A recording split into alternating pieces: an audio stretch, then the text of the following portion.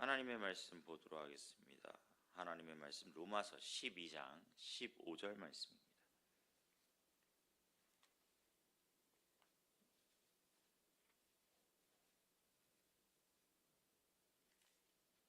로마서 12장 15절 말씀, 한 절 말씀이니까요. 우리 다 같이 한 목소리로 고백하도록 하겠습니다. 시작. 즐거워하는 자들과 함께 즐거워하고 우는 자들과 함께 울라. 아멘. 이것은 살아계신 하나님의 말씀입니다. 아멘. 말씀의 제목 띄워주실까요? 네, 다 같이 고백해 보도록 하겠습니다. 시작. 함께 웃고 함께 울고. 그렇습니다. 오늘은 함께 웃고 함께 울고라는 제목을 가지고 오늘의 말씀을 나눠보고자 합니다. 사랑하는 성도 여러분, 오늘 이 말씀은 아주 짧지만 어쩌면 우리 신앙의 그런 가장 기본적인 본질을 담고 있지 않나라는 그러한 생각이 듭니다. 우리 다시 한번 그 로마서 12장 15절 말씀 한번 다 함께 읽어보도록 할까요? 시작. 즐거워하는 자들과 함께 즐거워하고 우는 자들과 함께 울라. 그럼 아멘.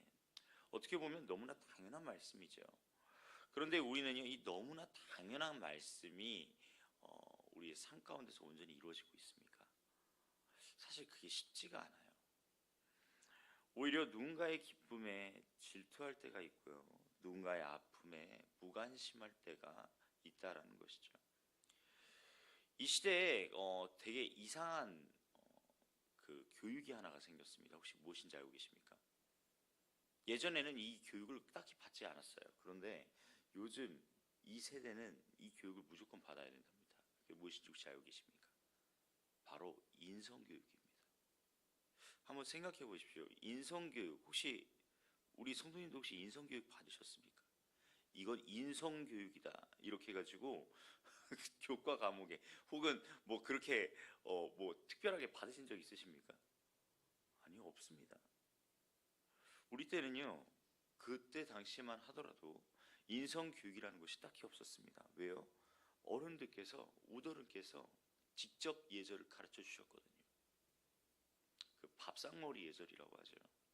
밥상머리부터 시작해서 모든 그 삶 가운데서 그렇게 예절을 가르쳐주고, 그리고 그 예절 가운데서 살아가던 것이 바로 우리였습니다. 그런데요, 지금 이 세대는요, 이상하게 이 서로가 서로에 대한 이 마음이 사라지게 되니까 어떻게 해요? 네, 서로를 위하는, 서로를 정말 존중해야 되는 그러한 마음, 그러한 예절, 이거를 배워야 되는 지경까지 이렇게 된 겁니다. 그래서 인성교육이라는 것이 생기게 되었다라는 것이죠. 그렇습니다. 어떻게 보면은 공감이 결여되어 있는 시대를 살고 있지 않나라는 생각이 듭니다. 바로 우리가 누군가를 위해서 공감해주고, 그리고 누군가의 아픔과 누군가의 슬픔을 함께 나눠주고, 그런 것이 지금 현재 너무나도 결여되어 있는 그러한 사회 가운데 살고 있는 것이 바로 지금 이 시대의 현실입니다.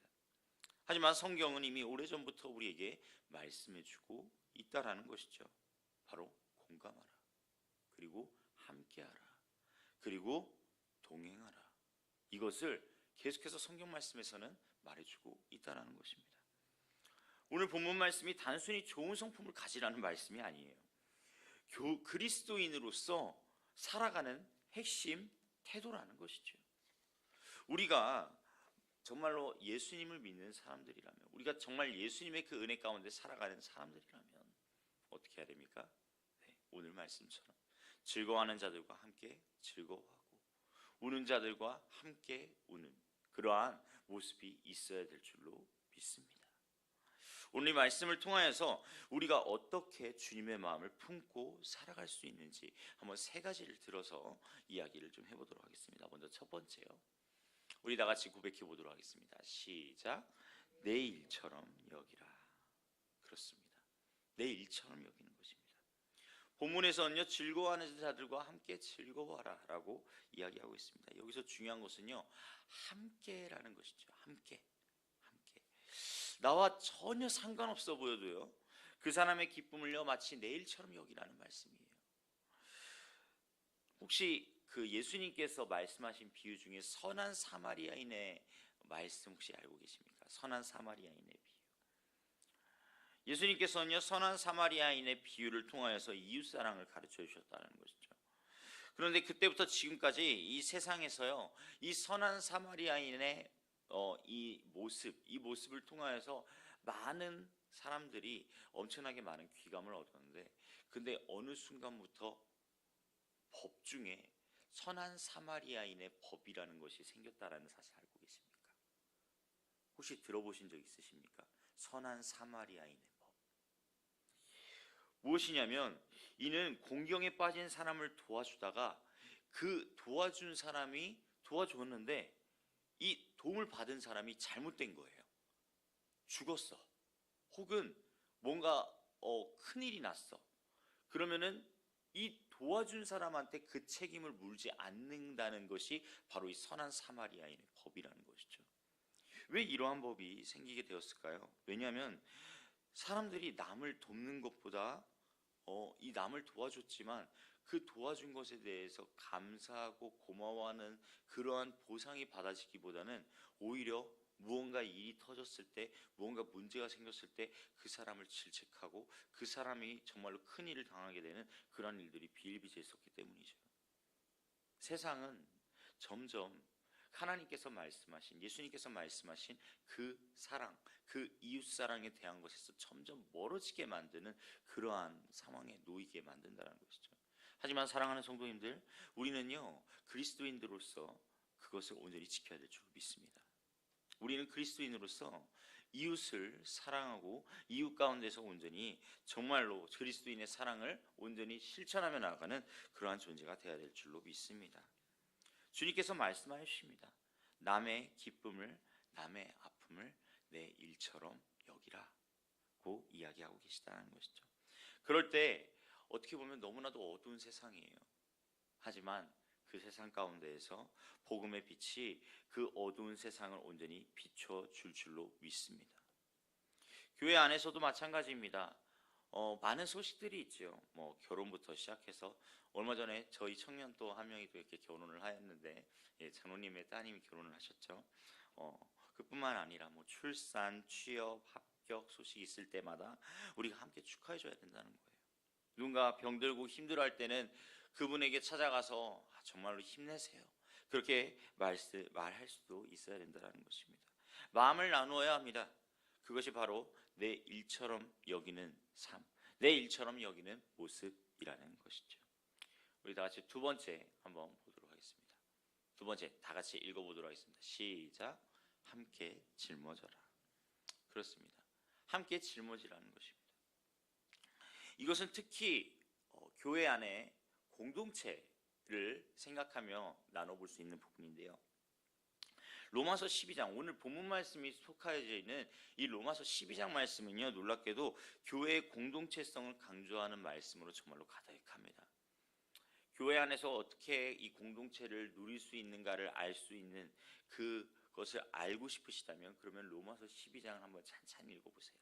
그러면은 그 교회 공동체가 어떻게 이루어지는지, 어떻게 우리가 함께 나아가야 하는지를 볼 수가 있다는 것이죠. 특히 그 로마서 12장뿐만 아니라 하나님의 말씀 중에서 한 절에서도 이런 말씀하는데, 바로 갈라디아서 6장 2절입니다. 갈라디아서 6장 2절 우리 다 같이 한번 읽어보도록 하겠습니다. 시작. 너희가 짐을 서로 지라.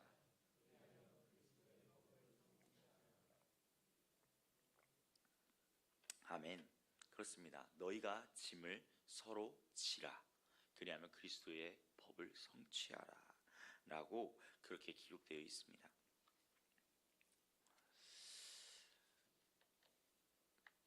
죄송합니다.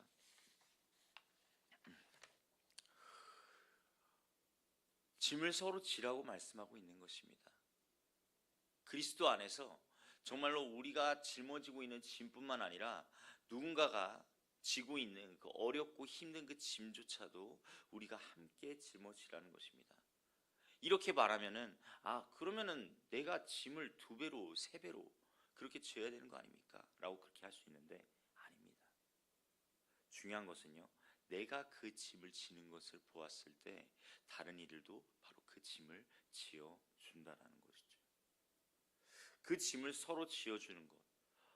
어떻게 보면요, 내 짐을 지고 내 짐을 누군가 가져가면 그럼 결국에는 똑같을 수도 있습니다.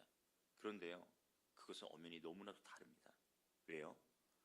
누군가가 내 짐을 지어주는 모습을, 그리고 내가 누군가의 짐을 지어주는 그 순간을 함께 경험하는 순간, 그 가운데에서 무엇이 생기죠? 바로 사랑이 생기는 것입니다. 바로 그 가운데에서 서로를 향한 존중이 생기는 것입니다. 그러한 마음이 생기고 안 생기고의 차이가 놀라운 결과를 만들어내느냐 안 만들어내느냐, 그 차이가 생긴다라는 것이죠. 공감은요, 단순히 감정적인 동의로 끝나는 것이 아니에요. 실제로 짐을 나눠져야 된다는 거예요. 어떤 이들은요, 경제적 어려움 때문에 무너질 수도 있고요, 어떤 이들은 마음의 상처 때문에 쓰러질 수도 있습니다. 그런데 이때 교회 공동체가요, 그들에게 온전히 손을 내밀어서 그들의 아픔과 그들의 슬픔을 함께 짊어진다면, 그러면 어떻습니까? 놀라운 하나님의 사랑을 함께 경험하게 된다는 것이죠. 초대교회도 마찬가지였습니다. 사도행전 2장을 보면 그들은요, 서로의 필요를 채우기 위해서 그들의 재산과 그들의 가진 소유를 모두 다 함께 나누었습니다. 그리고 교회 안에서 어떻게 되었다고 하죠? 그 이후에 나온 말씀이 궁핍한 자가 없었다라고 그렇게 성경 말씀에서는 기록되어 있습니다. 사랑하는 성도님들, 바로 이것이 복음의 능력이고 공동체 안에서 나타나는 모습인 줄로 믿습니다. 오늘날 우리 교회가 다시 회복되어야 될 모습이라는 것이죠. 교회가 더 이상 그냥 예배만 드리는 그런 공간이 아니라 삶을 나누는 진짜 가족. 그래서 저희가 가끔 말씀드리지 않습니까? 우리 서천중앙교회 가족 여러분, 우리 서천중앙교회 식구, 이렇게 이야기하지 않습니까? 네, 우리는 다 같이 한 가족입니다. 우리는 한 식구입니다. 우리가 정말로 그 마음을 가지고 함께 하나님 앞에 나아갈 때, 그때 삶을 나누고 함께 기뻐하고 함께 슬퍼하는 그러한 모습 가운데 정말로 저곳에 진짜 사랑이구나, 서천중앙교회는 진짜 사랑이 넘치는 교회이구나 라는 모습을 분명히 세상 가운데 보여주게 될 줄로 믿습니다. 마지막으로 세 번째, 우리 다 같이 고백해 보도록 할까요? 시작. 그리스도의 마음을 품으라. 마지막으로 우리가 기억해야 될 것은요, 바로 이 모든 삶의 원천이 그리스도의 마음을 품어야 된다는 것입니다. 그리스도의 마음. 빌립보서 2장 5절 말씀에 보면요, 이렇게 기록되어 있어요. 다 같이 읽어보도록 할까요? 시작. 너희 안에 이 마음을 품으라. 곧 그리스도 예수의 마음이니. 그렇습니다. 곧 그리스도 예수의 마음을 품어야 된다는 것이죠. 그렇다면 그리스도 예수의 마음이 무엇입니까? 예수님께서 살아 있을 때, 예수님께서 공생의 기간 동안에 이 아픈 사람들, 그리고 고통받는 사람들, 그리고 힘들고 어려운 사람들에게 어떠한 마음을 가지셨습니까? 긍휼한 마음을 가지셨다는 거예요. 너무나도 안타까워하는 마음, 너무나도 그 영혼이 정말로 구원을 받기를 원하는 그러한 마음을 가지고 예수님께서는 그 공생의 기간 동안 그렇게 삶을 실천하셨다는 것입니다. 대표적인 예가 무엇이에요? 바로 나사로를 들 수가 있죠. 나사로의 무덤 앞에서 예수님은 어떠하셨습니까? 예수님께서는 나사로가 죽은 뒤에 찾아가셨어요. 어쩌면은 그 마르다와 마리아의 그 고백이 어떻게 보면은 맞는 말일 수도 있어요. 왜 이제 오셨습니까? 주님께서 조금 더 일찍 오셨더라면 내 오라버니가 살았을 것입니다. 하지만 예수님께서는요, 그렇게 했음에도 불구하고 그 무덤 앞에서 어떻게 하셨습니까? 슬피 우셨습니다. 슬피 우셨다고요. 왜요? 단순히 친구가 죽었기 때문만이 아니에요. 슬퍼하는 마리다와 마리아와 함께 그들의 눈물을 나누셨다라는 것이죠. 사랑하는 성도님들, 어떻습니까? 또한 예수님께서는요, 그 가나의 혼인잔치에서 왜 물을 포도주로 바꾸셨습니까? 그냥 단순히 포도주가 떨어졌으니까 그러니까 이제 포도주로 바꾸셨습니까?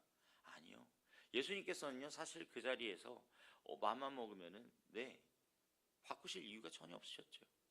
하지만 그들에게 이 모습을 보여준 이유는, 이 기적을 보여준 이유는 정말로 그들과 함께 웃고 함께 누리는 그러한 삶을 예수님도 함께 사셨다라는 것을 볼 수가 있는 것이죠. 사랑하는 성도님들, 우리가 주님의 마음을 품을 때요, 우리가 주님의 그 마음 가운데에서 온전히 살아갈 때요, 우리 안에서 복음을 볼 수 있게 되는 것이죠.